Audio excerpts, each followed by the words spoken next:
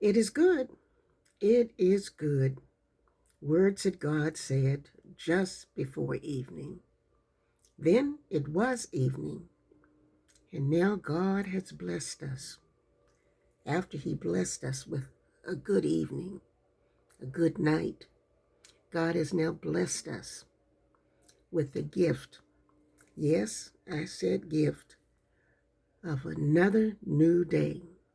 Another new day. This is the Reverend Dr. Laverne Corrine, Williams Foster Hall, Harvey Brown Fontaine Turner, Hill Holt McCain Cash. Brother John, this morning, chapter 2, Jesus clears the temple, verses 12 through, and I'll try to get through 25. Jesus clears the temple. After this, he went down to Capernaum with his mother and brothers and his disciples. There they stayed for a few days. When it was almost time for the Jewish Passover, Jesus went up to Jerusalem.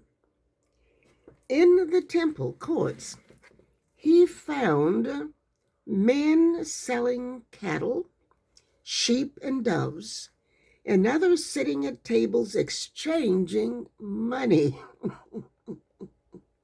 So he made a whip out of cords and drove all from the temple area, both sheep and cattle. He scattered the coins of the money changers and overturned their tables. To those who sold doves, he said, "Get these out of here. How dare you turn my father's house into a market?" His disciples remembered that it is written, "Zeal for your house will consume you."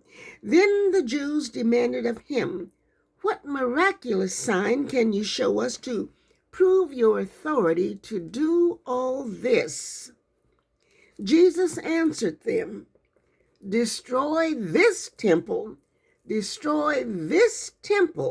and I will raise it again in 3 days." The Jews replied, "It has taken 46 years to build this temple, and you're going to raise it in 3 days?" But the temple he had spoken of was his body. But the temple he had spoken of was his body.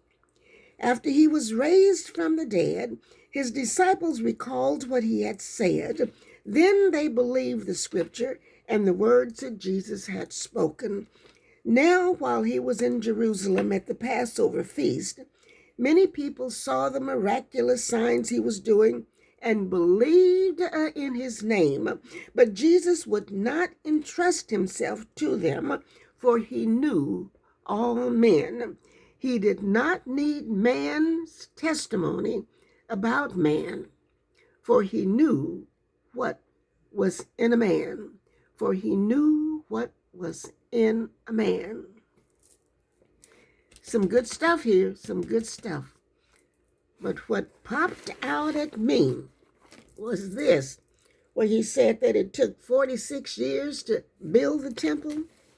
Well, my friends, I don't know how old or how young you are, but it took God, Jesus, mercy and grace, 88 years to build this temple here. And so we know of what is in here. And we also know that perhaps there are some things that need to be turned around. I do. And it's never too late. I don't care how old, how young you are. It is never too late to clean the temple, the body, emotionally, spiritually. Clean it out.